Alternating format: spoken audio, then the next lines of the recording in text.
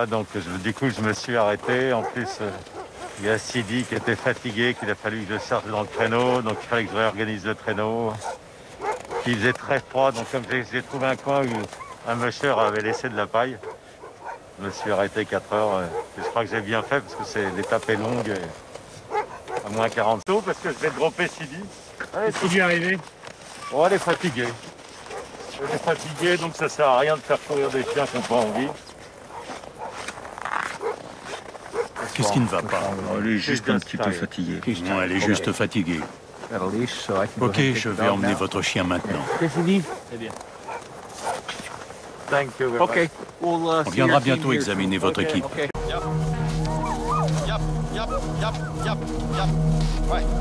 c'est très bien. Je viens de repartir de Tanana. Il y avait la plus belle des musiques au départ avec les chiens qui aboyaient, qui avaient envie de repartir. Ça m'a mis en joie. Fabien aussi qui était là. Je suis encore à 15 chiens, ce qui est plutôt exceptionnel par rapport à ce que j'y...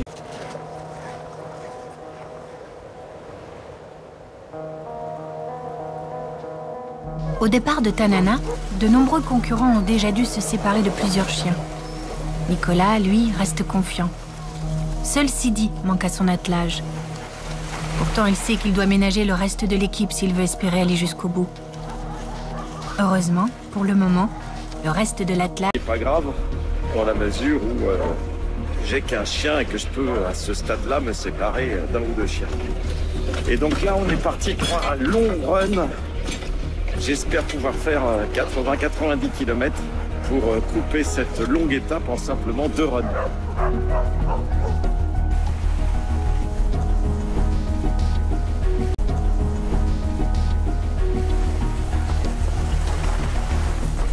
Nicolas suit sa stratégie. La course est encore très longue. Il faut avaler les kilomètres sans exagérer la vitesse pour éviter absolument de blesser les chiens. Au tiers de la course, 2 attelages ont déjà abandonné.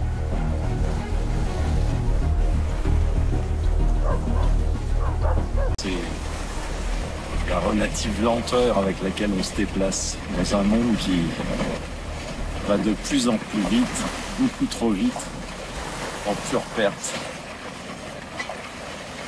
Avancer au rythme des chiens, profiter du paysage, prendre le temps de machine à laver l'existence où on arrive à faire le clair sur ses projets.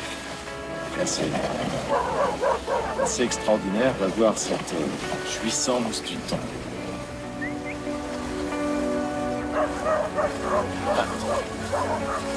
Calme.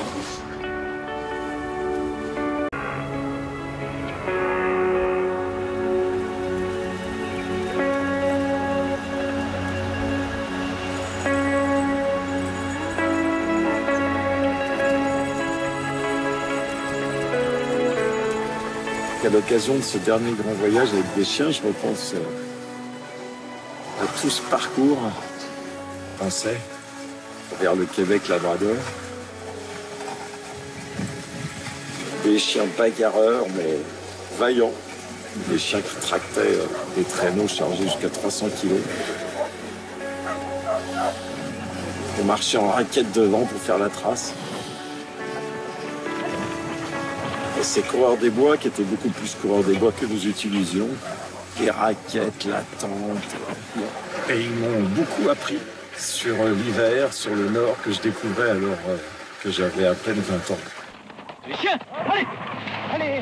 Après cette première expédition absolument fantastique dans le grand nord du Québec, eh bien, j'ai enchaîné les grands voyages, dont un de plus d'1 an et demi dans les montagnes rocheuses.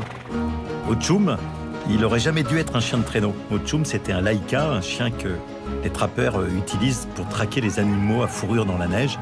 Mais lorsque par jeu, j'ai essayé de l'atteler, il s'est tout de suite révélé excellent. Du coup, Au-Tchoum m'a accompagné pendant toute cette traversée et il est même devenu mon chien de tête, mais surtout mon meilleur compagnon.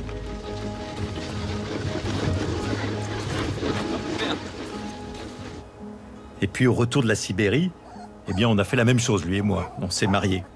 Lui a eu 8 enfants. ce qui a constitué, ou encore pour traverser tout le Canada d'un océan à l'autre.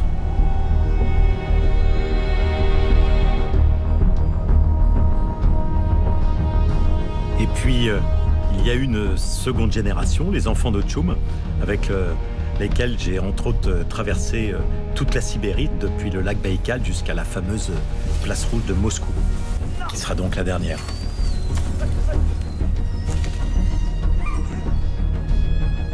Pendant toutes ces années, j'ai beaucoup appris des chiens. J'ai notamment appris que la confiance réciproque que l'on s'accorde est la clé de voûte de tout.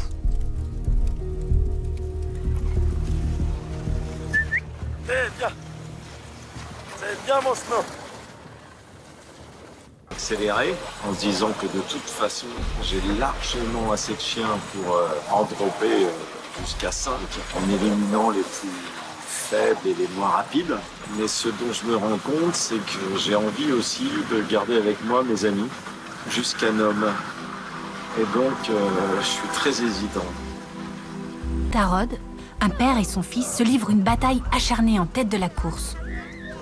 Au checkpoint de Kaltag, Mitch Sivey, le père, arrive le premier. Hallucinant la vitesse où il est arrivé là.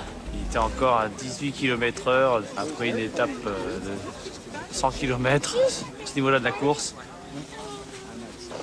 Ils vont courir environ 800 miles au final, puisqu'il y a en permanence 2 voire 4 chiens au repos dans une caisse à l'arrière du traîneau.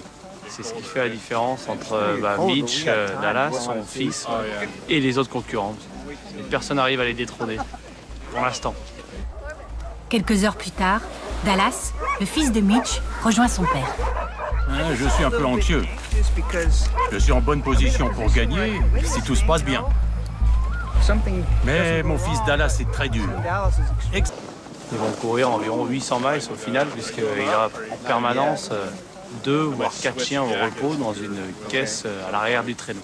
C'est ce qui fait la différence entre Mitch, Dallas, son fils, et les autres concurrents. Et personne n'arrive à les détrôner, pour l'instant. Quelques heures plus tard, Dallas, le fils de Mitch, rejoint son père. Je suis un peu anxieux. Je suis en bonne position pour gagner si tout se passe bien. Mais mon fils Dallas est très dur. Maintenant, juste pour le regarder. Je ne vais pas me considérer perdant, juste pour 2 heures de retard. Je suis encore en bonne position. On va gagner. Les meilleures équipes et ils travaillent dur, bravo. Mais on ne va pas lâcher. À quelques minutes à peine, Nicolas Petit est toujours en excellente position, en embuscade derrière Dallas.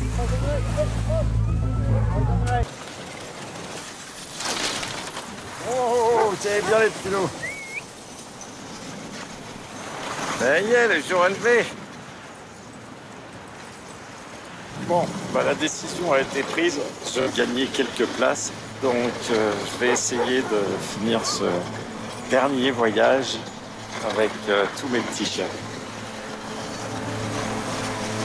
Heureusement que je vous ai mis des manteaux ce matin, hein. Il fait frisquette, là. Ah.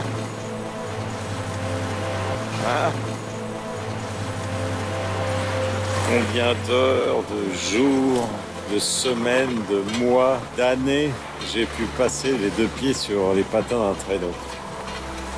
Lorsque je regarde la piste là derrière moi, j'ai l'impression qu'elles se rejoignent toutes à travers la Norvège, la Finlande, le Canada, la Sibérie. Vers la mer, je commence à sentir le sel marin. Ça y est, j'aperçois la banquise à l'horizon. La banquise. On y est les petits chiens.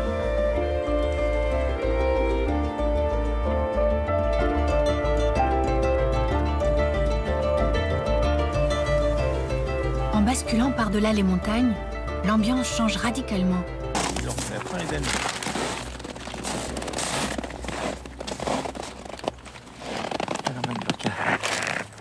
Alors là, je suis un peu cuit parce qu'il y a une grosse montagne auquel je ne m'attendais pas du tout. Et contrairement à tout ce qu'on a fait ces derniers jours, ça s'est pas trop bien passé. Je sais pas, les chiens étaient pas très en forme. Et contrairement à tout ce qu'on a fait ces derniers jours, ça s'est pas trop bien passé. Je sais pas, les chiens étaient pas très en forme. Je sais pas ce qui s'est passé. C'est comme ça, des fois il y a des hauts, des bas. Mais ça c'était un peu dur. Mais ça va être une journée, on va dire, très très particulière dans la mesure où, bon, j'aime pas trop parler de ça, mais j'ai eu un accident d'artère cervicale qui s'est déplacé, qui a comprimé le nerf qui irrigue l'oreille gauche.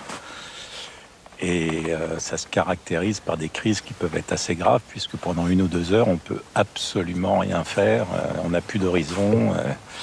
C'est des crises assez violentes où on vomit tout ce qu'on a dans le ventre, on est dans l'incapacité totale de faire quoi que ce soit, même de parler.